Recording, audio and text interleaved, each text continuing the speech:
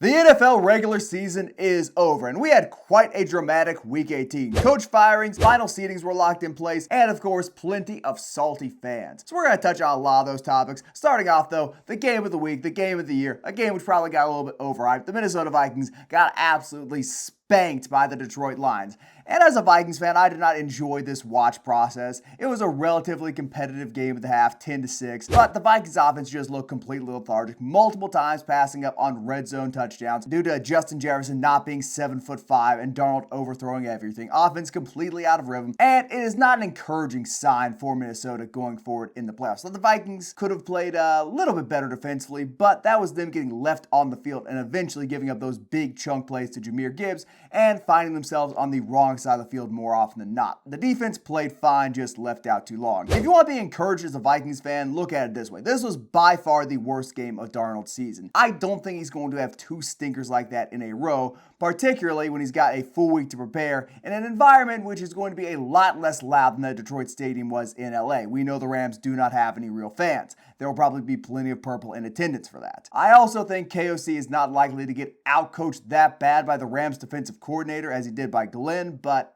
that could be wishful thinking. All in all, bad loss for the Vikings. Detroit locks up the one seed home field advantage. They get that week of rest. And Zelani being back in the lineup, big deciding factor for the defense. And they once again look like the team to beat in the NFC. Yeah, Lions fans, rightfully so, will use this game to point to the fact that they are the most well-coached team in the NFC at least. They are the most resilient team, the most consistent team. I underestimated just how big of a factor this home crowd was going to be for the Lions. It's one of the loudest crowds I've heard compared to maybe some of the Arrowhead Stadium crowds we have seen over the years. The stadium clearly gave Sam Darnold some issues throughout the game. I do think, though, that the Lions' flaws were still very evident, and Sam Darnold just having the worst game of his Vikings career didn't let those flaws be shown on the field, because there were several times he was sailing passes, several times in the red zone he had open receivers. Early in the game, they have the ability to go up on the Lions, but he sails the ball over Justin Jefferson's head, and they do not get the touchdown. He was 18 for 41 on completions. You almost couldn't even count how many times he overthrew the ball in that game. So if you're a Vikings fan, it is discouraging just from the fact that what you've been worrying about all season, what you're worrying about heading into the season with the Vikings' ability to win games, is when would vintage Sam Darnold rear his head. He had a sub 60% completion percentage heading into the season. This game he completed 42% of his passes or 44% of his passes. Doesn't give you a whole lot of confidence on that front. You just hope he can return to what he would have shown prior.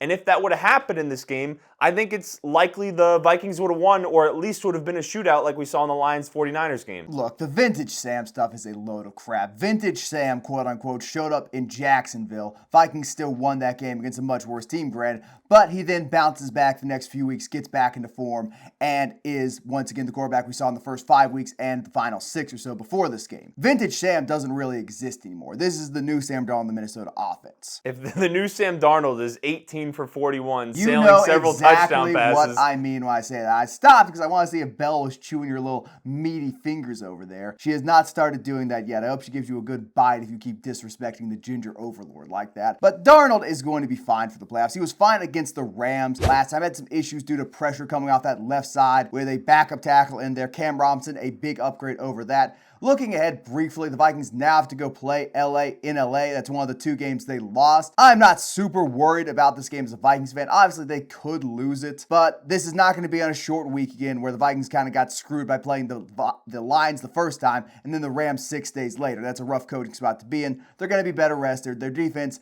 shaped up a lot since then, and they're more used to dealing with quarterbacks who can handle pressure and stand up, and their zones have gotten a little bit tighter. Granted, not a particularly solid execution of tight zones against Jahmyr Gibbs and company last evening, but I digress. I'm not overly worried about the Rams. I would have liked the 1 seed, but it could be worse. It's about as bad as the weekend could have gone. Oh, it could definitely be worse. No one got hurt. Excluding a major injury happening to someone like Justin Jefferson or Sam Darnold going out and having to throw Nick Mullins or Daniel Jones in there, it went about as bad as it could possibly go, with Sam Darnold having the worst game of his Vikings career, unless you want to throw it back to the London game this year against the Jaguars. I know that wasn't a pretty sight.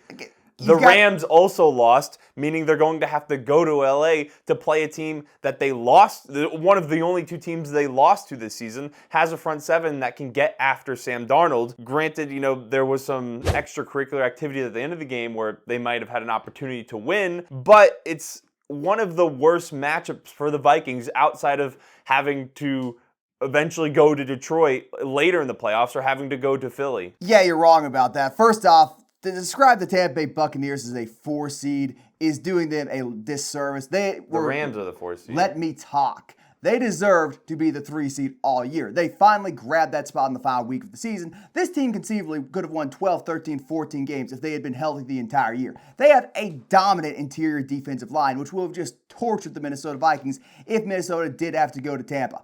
Either one of these teams on the road is never going to be that fun of a matchup. The worst possible case scenario is the Vikings get an absolute shootout with the Lions. Their defense looks terrible, but Sam Darnold has a masterclass. They lose because of that. And then we've got to hear more about, let's extend Sam Darnold for 3 years. Let's trade J.J. McCarthy. This game has finally kind of put an end to the anti-J.J. McCarthy sentiment in that Vikings fan base. We have now unified around J.J. seeing what Sam Darnold can be. Now, I don't think we're going to see that Sam Darnold in the first round of the playoffs, but I do think a lot of people in the media, in the fan base, around that team even needed that wake-up call to say, hey, we've got a future plan in place. He's the bridge holder. He's the stopgap. So a good unifying game for JJ. Either matchup was going to be rough. No one got hurt. And I'm not overly concerned. Unless you believe in momentum in between weeks for football teams, which I don't know if that really exists. There's an argument for existing in games. I think it does there, but week-to-week momentum, that's a load of crap. I think the Minnesota will be fine. They are playing a team who they are better than in the first round of the playoffs. I would agree, but I'd much rather go to Tampa Bay, which I understand they've been a good team, and we'll get to our NFC predictions video later this week. But you just look at the teams the Buccaneers have beaten over their 6-1 stretch. Like the Lions. The Giants, Panthers, Raiders, Chargers without J.K. Dobbins. They lost to the Cowboys. They beat the Saints. They have not been beating good teams over their recent really good stretch of games, and they haven't had a particularly hard schedule over the course of the season. Where you look at the Rams, who have battled throughout injuries the entirety of the season. They've beat playoff teams. They play in a harder division than the Buccaneers. They won that division. I would much rather have to go to Tampa than have to travel all the way to the West Coast and play the Rams in LA, who have beaten you already this season. Tristan, Minnesota is about as far from LA as it is from Tampa Bay, man. Like, that is not a go-to type situation. It's a long, not super long flight regardless. They're in the middle of the country. Tampa Bay is a worse matchup for them. The interior of their D-line is better. They beat the Lions. They should have beat the Ravens if they did not lose all their momentum on that Mike Evans injury, which was a 14-point swing. This is a really good team who did not deserve to be the 4 seed. I'm glad got the 3 seed so we don't have to play it. The weekend could have gone worse. It could have gone as bad as it went for the Bengals, who watched their team win in spectacular, close fashion over a hated division rival. Watch the Dolphins fall apart, but then just watch the Chiefs' backups get absolutely spanked by Bo Nix with 2 Chuck E. Cheese touchdowns, 1 legitimate touchdown, and an all-around butt whooping for the ages. A bad look for the Cincinnati faithful, and this has led to a large amount of outcry from the Bengals. Teams should not be able to willingly rest their starters. It's not fair. People are scared of the Cincinnati Bengals. Nobody is scared of the Cincinnati Bengals. This is one of the worst defenses in football, which sort of locked in against bad offenses the final few weeks of the season. Trey Hendrickson is a non-factor in the run game. Those sacks, padded. His pressure rate does not match his statistical production. Their defense is completely sorry. Any counted offs, the Bills, the Chiefs, the Ravens, it's absolutely torturing this team in the playoffs. It would not be particularly close.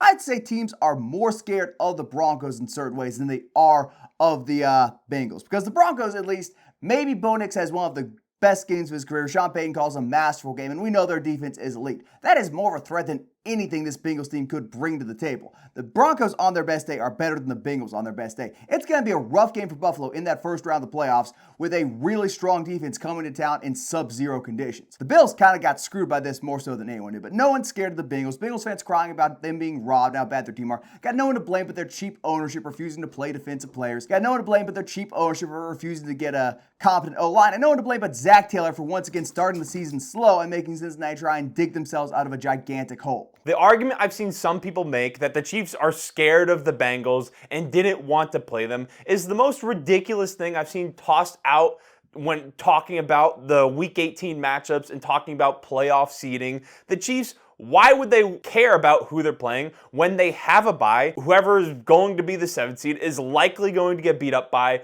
the Buffalo Bills, who are much better than the Broncos and the Bengals. The Chiefs already have lit the Bengals defense up this season, and the Bengals, yes, they have Joe Burrow, who's had a great year, but their defense, they can't stop anyone. If you think they should have been in the playoffs, they should have not started, was it 1-4, 1-5? Should have started 0-1 against the New England Patriots, who just fired Jerod Mayo. That right there, just point to that one and say, hey, score more than 10 points week 1. Exactly. They had multiple points this season where they could have won one more game just to get into the playoffs, and you shouldn't be relying on the number 1 seed who already has the week of rest locked up. They have aging players on their roster like Chris Jones, Travis Kelce, Patrick Mahomes, who's had a banged up ankle this year, that they can give rest. They're going to choose that rather than, oh, let's just play the game so the Bengals can get into the playoffs. That is ridiculous, and the fact there are people that are legitimately complaining about that, you almost have to believe it is a bit, because there's other teams that also rested their starters, like the Buffalo Bills. You had the Commanders bench Jaden Daniels during the game. Well, for the record, the Patriots fans are complaining at the Buffalo Bills for resting their starters, too. They're not happy with the results of that game either. And the Rams rested their starters. So with those teams, they rested their starters because they want to win and perform better in the playoffs. I just think it's all ridiculous complaints. I don't think it's a bit, though. The people in Cincinnati, we have long experience with those lovely individuals. Maybe it's the drinking water. Michigan gets a bad rap for having lead in their pipes. I think Cincinnati's got some lead and Skyline chili in their pipes. It's a rough state of affairs over there. No one was scared of the Bengals. You are watching the remainder of the season from the couch, and they need to do some serious reevaluating in the offseason. Should their owners sell the team? Yes. Should they fire Zach Taylor? Maybe. Should they pay T. Higgins and Jamar Chase? Yes, but they're not going to. All in all, bad state of affairs for the Bengals, and no one to blame but yourselves. Now, briefly touching on fired coaches, Doug Peterson got fired. I think we both agree it was time for that to happen. He had kind of run his course in Jacksonville. He was not winning games anymore. The team gave up on him. Lawrence constantly hurt. He was not going to be the guy there. Jerod Mayo, I'm a bit upset about. I would have given him at least another year. He was given a talentless team with absolutely no upside. He won the same number of games as the greatest coach of all time did with this team last year.